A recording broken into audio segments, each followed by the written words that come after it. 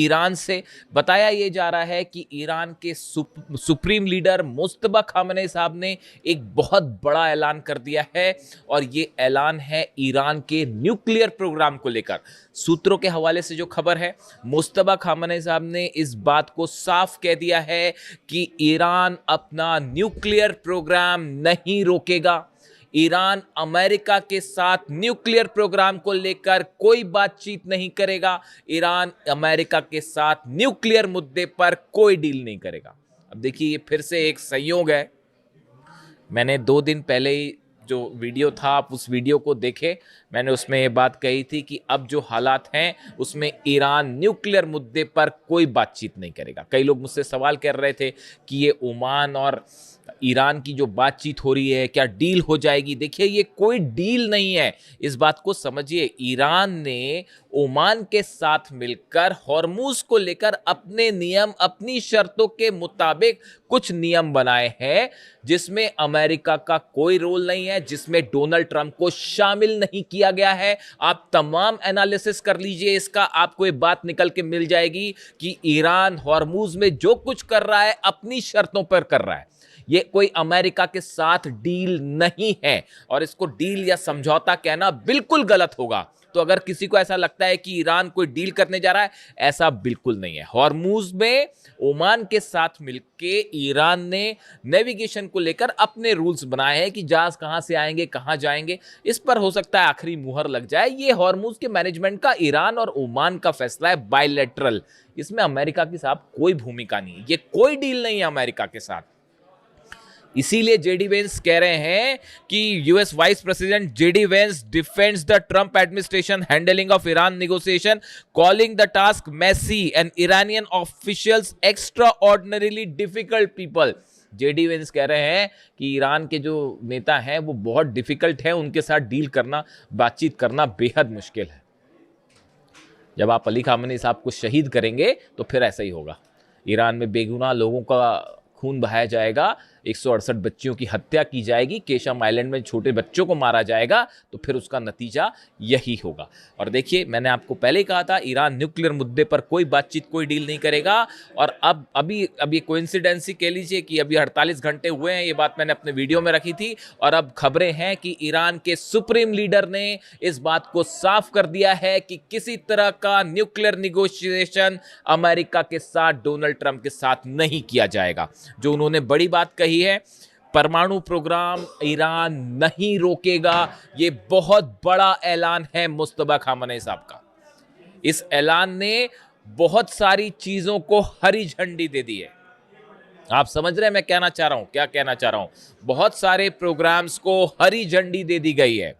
इसके साथ उन्होंने ये कहा, अमेरिका के साथ दबाव में किसी तरह की कोई बातचीत या डील नहीं की जाएगी। ये साफ ऐलान कर दिया गया है कि अमेरिका के साथ कोई दबाव नहीं चलेगा, अमेरिका का किसी तरह का कोई दबाव में कोई डील, कोई बातचीत नहीं की जाएगी। दूसरा बड़ा ऐलान है मुस्तफा खामेनी साहब का। तीसरा, ईरान की सेना हर हमले का करारा जवाब देगी। बताया जा रहा है उन्होंने आईआरजीसी सेना को, सुप्रीम सिक्योरिटी काउंसिल के सदस्यों को यह बात साफ कर दी है कि ईरान पर अगर कोई भी हमला होता है तो बिना देर किए उसका करारा जवाब दिया जाए। अगर ईरान के एनर्जी स्टेशंस पर हमले होते हैं, ऑयल स्टेशंस पर हमले होते हैं, तो उसका फौरन और उससे बड़ा जवाब दिया जाए। इसके साथ ही जो मेरे पास सोर्सेज हैं उसके मुताबिक ये खबरें हैं कि ईरान के डिफेंस इंडस्ट्री से जुड़े जितनी उद्योग हैं, खास तौर पर जो हथियार बना रहे हैं, मिसाइल्स बना रहे हैं, ड्रोन्स बना रहे हैं, एम्यूनिशन बना रहे हैं, इनका प्रोडक्शन तेजी से आगे बढ़ाने के आदेश दे दिए गए हैं। कि वहाँ देखिए, ईरान में नॉन स्टॉप मिसाइल्स बनती हैं, ड्रोन्स बनते हैं, और अब ये आदेश आ गए हैं कि इसकी स्पीड और बढ़ाई जाए। बेहद ही गौर करने वाली बात है। उन्होंने ये भी साफ कर दिया है कि ईरान का हर फैसला वो होगा जो ईरान की जनता चाहेगी और ईरान के इंटरेस्ट में होगा, ईरान के हित में होगा। ये 5-6 बातें उन्होंने कही हैं। ये एक एग्रेसिव स्टैंड बताता है ईरान का, और खासकर न्यूक्लियर प्रोग्राम को लेकर ये कहना कि ईरान न्यूक्लियर मुद्दे पर कोई बातचीत नहीं करेगा, ये वही स्टैंड है जो कासिम सुलेमानी साहब का था, ये वही स्टैंड है जो अली खामेनी साहब का था, और उसी स्टैंड पर अब मुस्तफा खामेनी आगे बढ़ रहे हैं। बल्कि शायद एक कदम, इसका मतलब जो है देखिए, इसीलिए मैंने अपना थंब दिया है कि अब ट्रंप देखेगा ईरान का एटम बम। क्या इसका मतलब ये निकाला जाए कि ईरान ने अब ये महसूस कर लिया है कि अब वक्त आ गया है एटम बम बनाने का? क्या अब वक्त आ गया है एनरिचमेंट को उस लेवल पर ले जाने का जो पहले रुका हुआ था? देखिए, अली खामनेई साहब ने न्यूक्लियर बॉम्ब नहीं बनाया। वो हमेशा इस बात को कहते रहे कि हम ऐसा कोई हथियार नहीं बनाएंगे, तो उनको हमला करके आपने शहीद कर दिया। जो शख्स, जो नेता ईरान के न्यूक्लियर बम बनाने के पक्ष में नहीं थे, उनको हमला करके आपने शहीद कर दिया, और उसका नतीजा ये है कि अब ईरान का न्यूक्लियर बम हो सकता है। कई लोग ये कह रहे हैं कि ईरान अब न्यूक्लियर बम बनाएगा और डोनाल्ड ट्रंप देखेंगे कि कैसे ईरान जो है वो अपने आप को न्यूक्लियर शक्ति घोषित करेगा। क्या पूरा मामला उस दिशा में आगे बढ़ रहा है? देखिए, इसकी वजह है, इसकी 2-3 वजह हैं।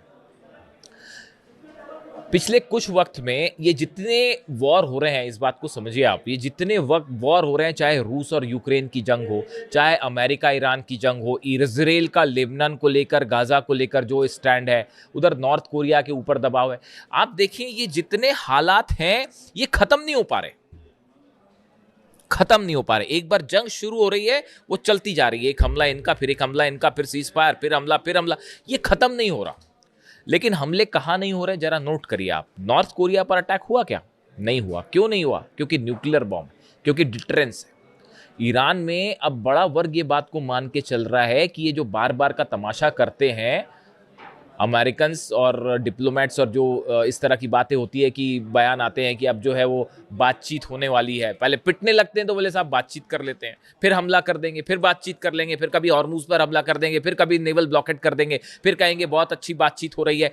इसको अगर खत्म करना है, ईरान के ऊपर 30 साल से जो सैंक्शंस लगे हैं, अगर इसको खत्म करना है तो ईरान का एक बहुत बड़ा वर्ग ये मानता है कि एटम बम बना लिया जाए, एटम डिटरेंस घोषित कर दिया जाए, एटम बम जो है उसका परीक्षण कर लिया जाए, ताकि मामला ही खत्म। उसके बाद पूरा समीकरण बदल जाएगा। ये मुस्तफा खामनेई साहब का जो बयान है वो कई बातें शो करता है कि अमेरिका की ये पॉलिसी कि ईरान को दबाया जाए, हमले करके झुकाया जाए, दबाव डाल के न्यूक्लियर डील करवाई जाए, ये पॉलिसी पूरी तरह से डोनाल्ड ट्रंप की फेल हो गई है। पहले दिन से हम ये बात कह रहे थे कि अली खामनेई साहब को किसी कीमत पे आप उन पर दबाव नहीं डाल सकते। वो ईरान के सुप्रीम लीडर हैं, और देखिए मैं बार बार इस बात को पूछता हूं कि वो उन्होंने अपने जीते जी, जब तक वो हमारे बीच रहे, वो जिंदा रहे, उन्होंने अपने रहते रहते ईरान के लिए वो पॉलिसीज बना ली कि आने वाले कई सालों तक कोई ईरान को छू भी नहीं सकता। उन्होंने ऐसी बुनियाद बना दी जिसके ऊपर अब जो ईरान खड़ा हुआ है उसको ना अमेरिका हरा पा रहा, ना इजराइल हरा पा रहा, ना अरब देश हरा पा रहे, ना यूरोप हरा पा रहा, ना कोई सैंक्शंस काम कर रहा, ना हॉर्मुज। सब करके देख लिया, बमबारी करके देख ली, टॉम हॉक मार के देख ली, F-35 मार के देख लिए, जंग करके देख ली, सैंक्शन लगा के देख लिए, लेकिन अली खामनेई साहब ने ईरान को उस किले में बदल दिया, मजबूत किले में, जिसको कोई नहीं जीत सकता। ये योगदान है इतिहास में अली खामनेई साहब का, जो हमेशा याद रखा जाएगा। कम से कम मैं जितना समझता हूं, देखिए 20-25 सालों से मैं इंटरनेशनल रिलेशंस को एनालाइज कर रहा हूं, और जो मेरा आकलन कहता है उनके बारे में, इसीलिए मैं बार बार कहता हूं कि he was not only a supreme leader, but he was one of the best military commander the world have ever seen.